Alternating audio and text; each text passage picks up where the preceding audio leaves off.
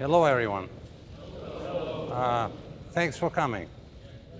I hope I shook every hand, I hope. Who is coming back? Who's been here before? Yeah, you are undergoing serious changes. And so is the world outside. But we'll not talk about that today. We're going to listen to good music. We're not going to talk a lot in general. But I have to tell you that I'm not here accidentally. This is the third comeback to Minnesota, third comeback to Stillwater. I can't recognize Stillwater today. It looks very different from the last time I was here. And I welcome everyone who has not been here before. And one of the reasons we're coming back here, because no one else does. Okay? Is that clear? Because we like to do something that no one does. For example, bring a grand piano, place it here, bring Minnesota Orchestra here, place it here and play it for you without asking for nothing. And by the way, paying from this pocket. We have no federal funding, we have no institutional funding, no any funding. So what comes out, it's come from my mouth, it comes from my pocket. Yeah? No agenda. You believe it? You don't. You don't. I know you don't. Yeah? But for those of you who are coming here the third time, some suspicion may arise. And God-given will return back. I want to thank Jolene Robertus, who is standing in the back. I want to thank Mo. I want to thank David. I want to thank a lot of people who made it possible. And I'd like to give them a round of applause.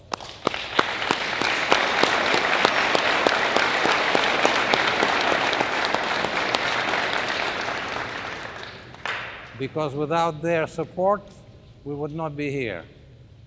My speech today will be very short. I won't tell you how miserable my life was or how great it was. For someone who is interested, may use a question period. I may choose to talk or not talk about it.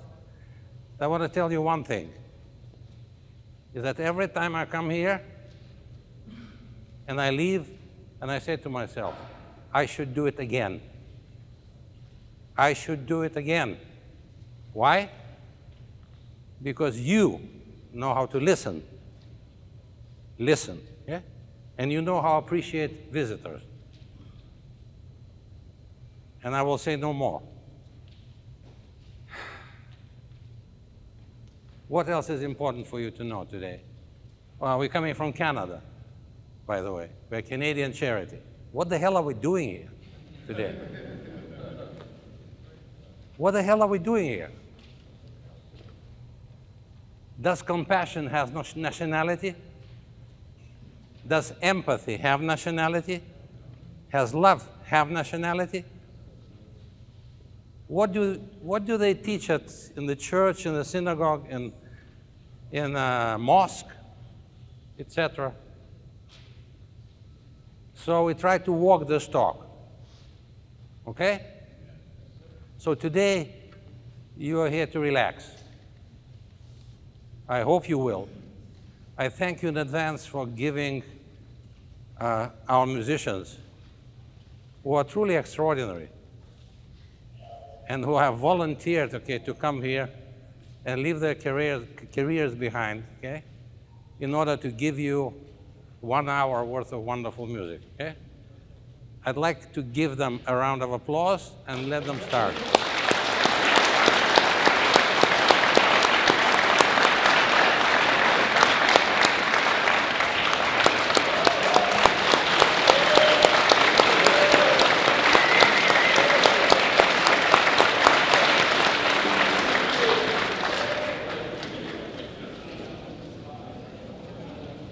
Now, we will finish with a question period.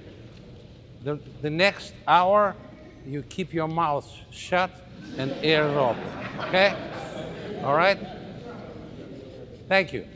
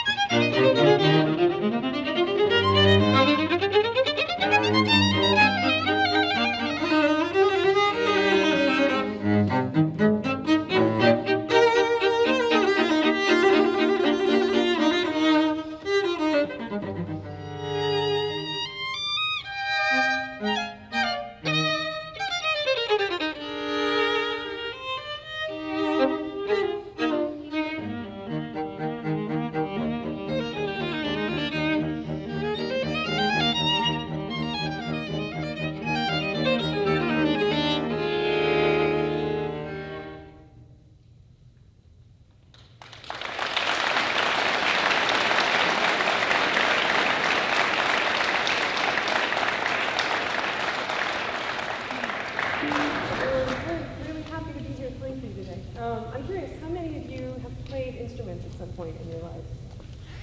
Okay, that's a pretty good number. I wonder how many of you are familiar with the term movement. Does that sound familiar?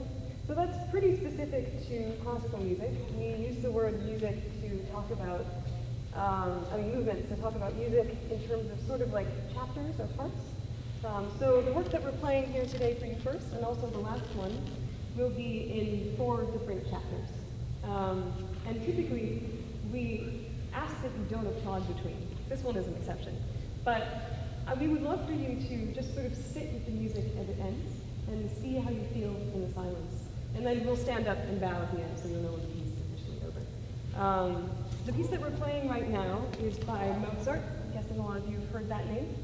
And it's called a Divertimento, which literally means a diversion. So this is meant to be just a fun, light little piece of entertainment, which is kind of remarkable because he manages to make that effect while writing music that is occasionally very challenging for us to play. But our job is to make it sound easy and fun so that you don't realize how hard we're working. So without any further ado, I hope you enjoy the next 3 movements of this Mozart Divertimento.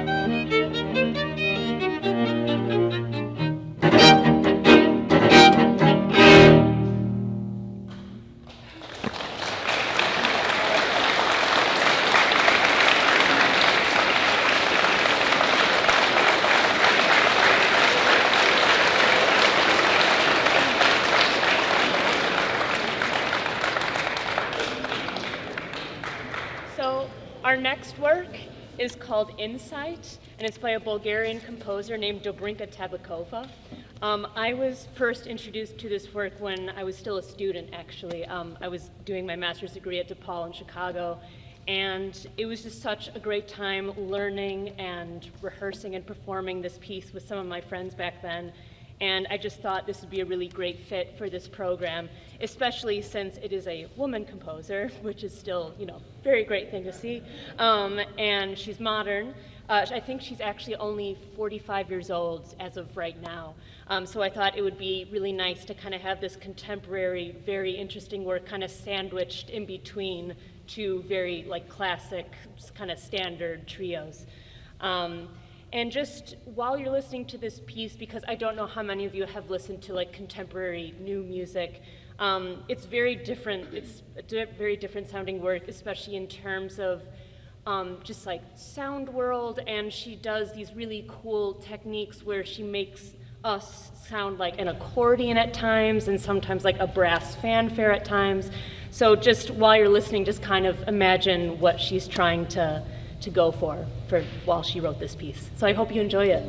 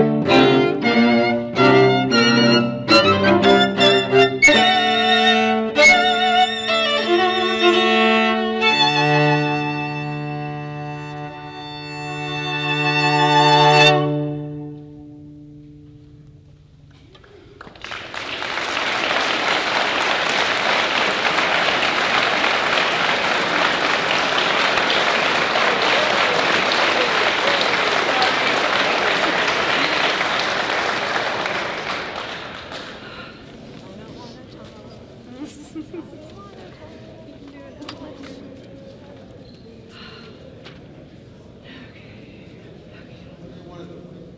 have one more piece for you.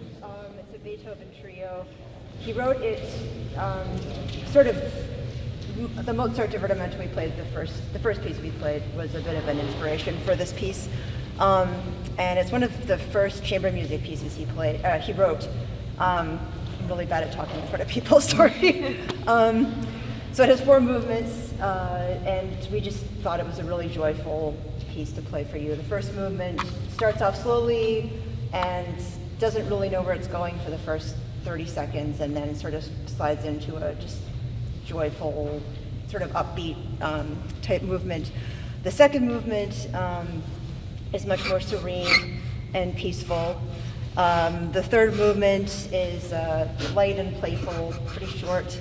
And then the last movement, I think you'll like. It's pretty fast, and hopefully my fingers will still be working. But so, thank you for having us. Can we tune one more time? Yeah, I call my sister.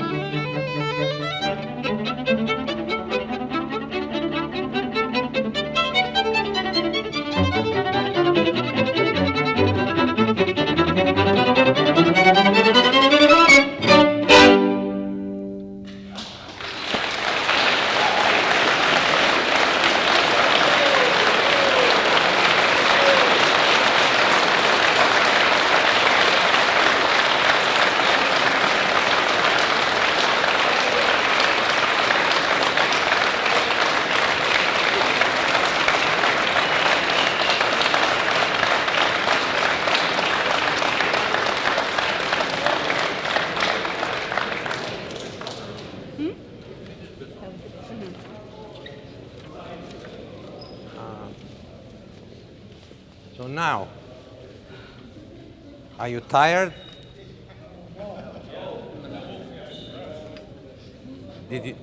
You want more?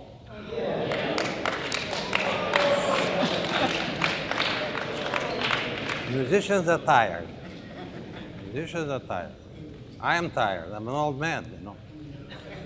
I want home. But we need to talk to them. What do you think? Before they play more, huh? How about that? How about we talk to them? I'm sure some of you have questions. And I'll get started with this. And I'm sure some of you will stand up and speak loud. Who is the first one to go?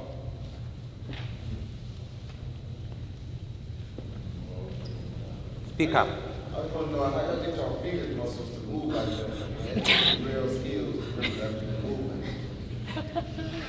Takes a lot of time. I think we've all been playing. I've been playing for 26 years. Started when I was 7. When you start young, you learn it when your bones are all still mushy. I think it makes it easier. Next. Speak up. I can see a lot of dread, adventure, excitement, suspense in there. Do I have scripts or scenes that go along with the music? It's a good question. That's really helpful for playing a lot of music, like having sort of a picture in your head of what you want to communicate. In this music, I feel like Beethoven and Mozart and Tabakova wrote it so well that they kind of tell the story for us, and we just try to reproduce it the way we think that they would want it to be heard. That side. Peter. Yes, stand up. I want to piggyback a little bit off of what you just said. This is my first experience with anything like this. So I was listening to it like you actually did. And it seemed as if, I don't know the name of the instruments, so forgive me for that. But it seemed like your instruments were like having a conversation with each other in some of the songs. That's what I was hearing. Mm-hmm. Yeah, we try to do that. That's great. That means we succeeded. Mm-hmm. Hey, Anyone? don't be shy.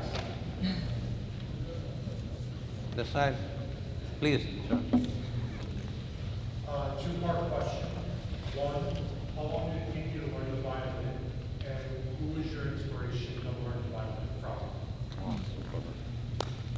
from? How long did it take me to learn violin? I've been playing for 26 years, and I am still learning how to play the violin. It's a lifelong challenge. But I would say that it took me probably about, I want to say maybe 4 years to the point where I could really start to play like pretty fluently, everything I wanted to, but it's a hard instrument, and it really takes your whole life. Inspiration. Oh, and Second. I want to say thank you for coming and sharing this experience with us. The other part of my question is, what's the difference between the violin and the viola? okay, so this is a violin. It's the smallest of the string instruments, and it has these 4 strings. Viola's a little bigger. Yes. Plays lower notes, and then the cello is the big version.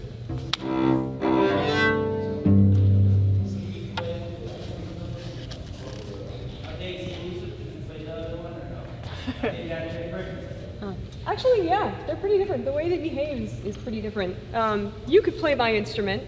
I started on violin, and when I was around 17 or 18, I decided I wasn't good enough because there are a lot more violinists than violists. So I switched. I could not play your instrument well. I could not play her instrument well. Could you play either of our instruments at all? I can't I didn't even want to attempt to play any of these two instruments because I grew up with a dad. He taught violin and viola, so I would watch him teach all the time. And from my perspective, it just looked so uncomfortable to play.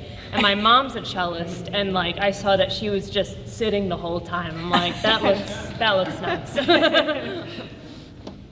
Next. I was just wondering, do all of you like do practice every day? And like, can you tell the difference if you like just take one day off? I used to practice every day. We're all in an orchestra, and there are a lot of pieces that we've all played many times, and so sometimes I won't touch any of the notes before I get on stage, which isn't great, but we have enough rehearsals before the concert to learn. So I'll say one thing. When COVID hit, I thought it was going to be a really great idea to take a month off from the cello. And when I started again, it felt so bad because like when you play string instruments, like the strings are pretty hard, so you develop like a tiny little callus like on the tips of your fingers. And after a month of not playing, like they were completely gone. So like for me, it felt like I was like literally starting from scratch again. So yeah, it's good to practice every day. Aside from playing classical music, have you found yourself to be challenged by contemporary music, such as a player like Roy Tinsley, the Dave Matthews Band? Have you ever gotten challenged by music such as that? Yeah, I think all of us have had experience playing music outside of what's just classical, and it definitely has different challenges. And one of the most inspirational performances that I have watched over and over again is Prince playing While My Guitar Gently Weeps at the Rock and Roll Hall of Fame induction. I don't know if any of you know that solo, but it is incredible, and I've seen it 100 times at least. So yeah, you can pull inspiration from all over the place. And then the guitar just disappears. He throws it out into the audience. It's great. Yes. I noticed that it says here that a couple of you went to the Cleveland Institute of Music. Were you classmates, and then now you work in the Minnesota Orchestra together, or were you classmates at all? Were you there at the same time? Just curious. We weren't. Also, what's the little foot pedal for? I noticed that you tap it every once in a while, but I'm not sure. Oh yeah, we were not at the Cleveland Institute of Music at the same time. I'm a lot older than these two. Not that much, but it's a really great school. So quite a few people in our orchestra actually have gone there. Yep. And these are Bluetooth pedals that we use to turn our pages, because she and I are playing off of iPads. So that way we don't have to be messing around while we're playing. I'm old-fashioned still. Please. Do you have any books that you might recommend on music, or really on anything? I like pretty much all the books, but specifically for music and education. Oh, that's a really good question. That Alex Ross. Oh, Is that right? yeah. There's a really amazing music writer named Alex Ross, R-O-S-S, and he wrote a book called, I believe, The Rest Is Noise. Yeah. yeah, which is like known as like the book about music and appreciating it. So, Can you say that again? The Rest is Noise Okay. by Alex Ross. It's a great book. Thank you. Right here. I was wondering, I was watching your face. You're the only one I can really see clearly. Do you have a favorite note or like chord? Because I can see sometimes you look almost whimsical and other times even fierce. And Oh. I kind of see the change on not only in mood, but I guess tone. Yeah, most of that is reacting to my colleagues here. So when something fun happens or something we talked about in rehearsal goes well, I would look up and smile. When I look fierce, it's probably because something's really hard and I'm like really thinking and trying not to mess it up. My favorite note is, that's my favorite note.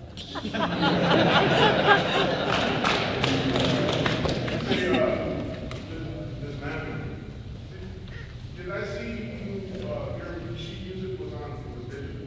Mm-hmm. How do you turn your feet? Oh, that's this thing. So we do it with our feet. Guitar. It's fun too. You? No? Well, How many hours did you spend practicing what you guys just played today as a group? As a group, what do you think? Maybe 10 hours rehearsing? At least. Yeah. At least 10 hours rehearsing for this together. But we all practice separately to learn the parts and prepare and then go over what we talked about. Yeah. We also all work full-time for the Minnesota Orchestra, so we also have a lot of hours we have to put into that. Otherwise, I probably would have spent more time with these two. I have a question. Why did you come here? I've always wanted to do this. I heard about people doing this when I was in grad school, going to women's correctional facilities around Ohio, and it's just something I've always wanted to do. You guys can't come out and hear us play, and I love playing music like this in spaces where it isn't usually heard, so this is really fun for me. And Megan, how about you?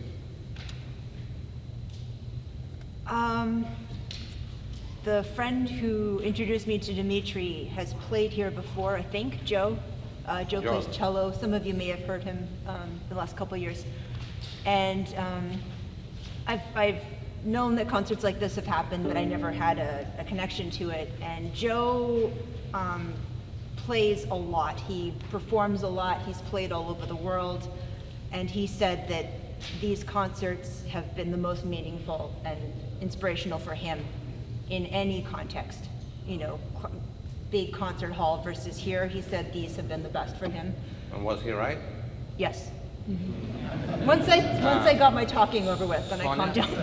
Sonia, you? Also, I mean, very similar to these two. I also have had friends who've played at facilities before, and they have said the same thing. Just the audiences, you just take it in on such a special level, and we feel it. So it makes performing feel that much more meaningful. Yeah, we have 15 minutes to go, so I have to be tough. Okay, 2 more questions. You? Yeah, it's 2 questions. One is, how would you three feel if you were to see a concert put on by people that are incarcerated? Would that be something that is interesting or no? Absolutely. Yeah. Oh, absolutely. Yeah. We would love to see that. Yeah. And actually, I can't even. Oh, that's what I was gonna ask. Do either of you three, have you ever been impacted by? Do you know anybody who's been incarcerated before, close to you? My husband was briefly. It was hard for him. But he also met some really great people.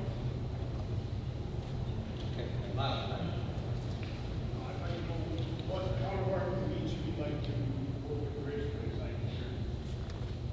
use your instrument? What's the opposing instrument you would prefer to play? I love playing. I think my favorite instrument to play with is the viola, because I typically play something called second violin, so not really high notes, but notes that are a little bit lower. And usually we're interacting the most with the violist in an orchestra. And so I feel like we have the most fun together. That's just me. I personally love playing with bass players. I don't know, there's something about the sound they create is just so out of this world and huge, and I have like a secret goal to like learn the bass like a little bit, but we'll see. I feel like I probably don't have the best hands for it, but we'll see.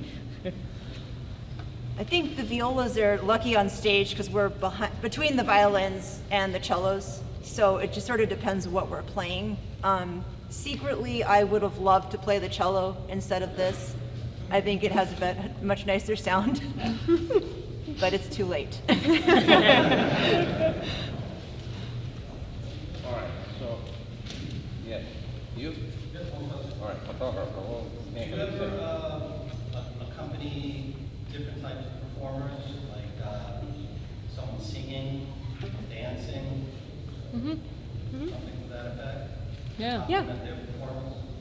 Yeah, we've done a lot of things like that. We've even accompanied a huge, bigger than life-size puppet show. So there's all kinds of things. We end up learning to be really versatile in this work. Actually, our next performance with the orchestra, we're going to be performing with like a circus troupe.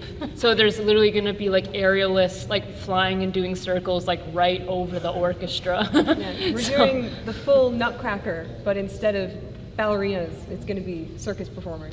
Should be cool. So, all right, so why don't we move on to closing? So, the most important thing I wanted to tell you how grateful to you for listening like you did. It was absolutely remarkable. The fact that you applauded after the first movement of Mozart, and then, without being told, you listened to the rest of the program without applauding after each movement is absolutely remarkable. Of course, musicians take credit for engaging you, but you have the culture, you have demonstrated the culture that people outside don't demonstrate, okay? And musicians can confirm that, you know, I mean, never mind. I'm very thankful to you. This explains why I come here, okay? Because only here, classical music gets respect. And by the way, I'm not going to bore you, but classical, what I'm doing this in general, right? Classical music helped me get out of trouble. I'm not going to talk about it today. This jacket is example, this looking at the stars is example, okay? Some of you heard the stories, I don't know whoever was there before. But this, your ability to give these people respect is remarkable. My jaw, this is 97th concert, 97. And in every country, in Canada, in Lithuania, what unites these people is a thirst for respect.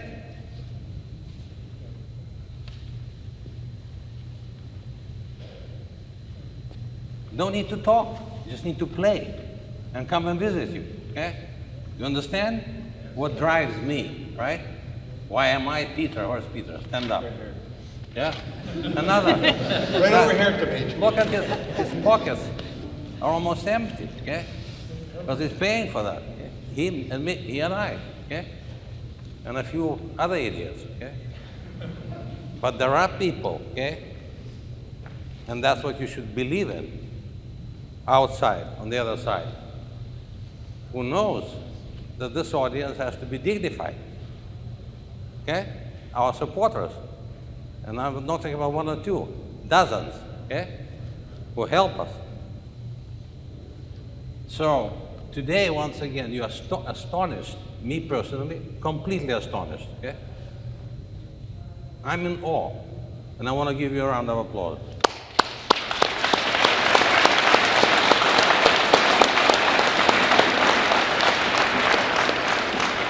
no bullshit in what I say. Okay? I don't give compliments like that outside. There's no one to thank for anything. Okay? All right? The world outside is a mess. It's on the brink. I'm not going to go into detail. Just open the paper and see what's happening.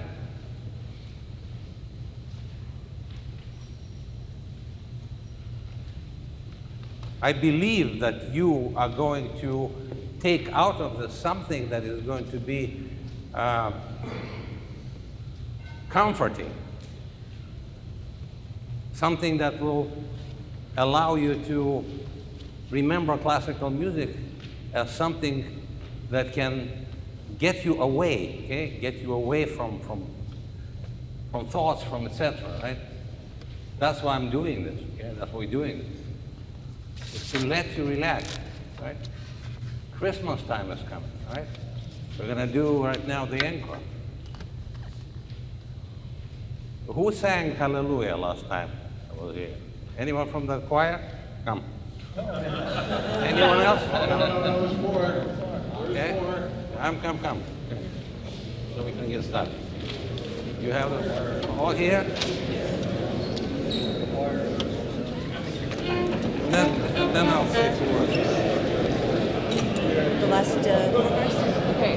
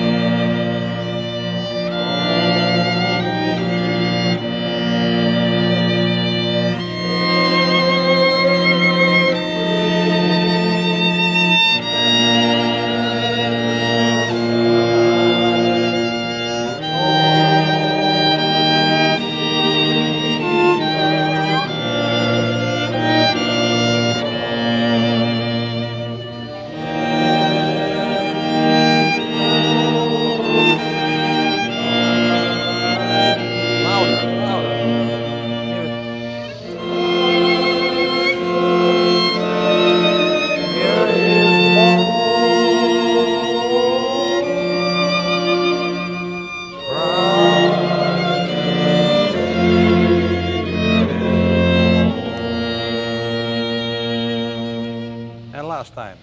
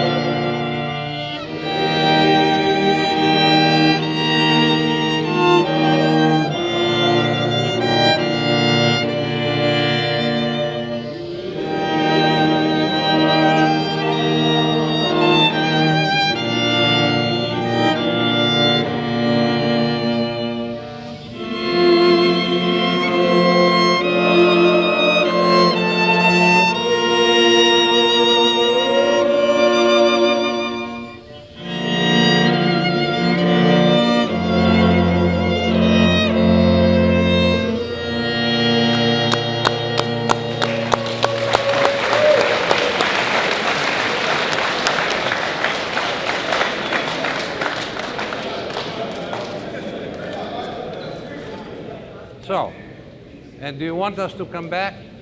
Really?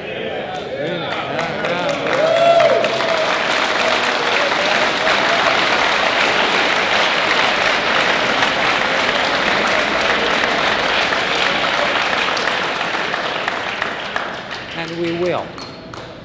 We will. Now let's give a round of applause to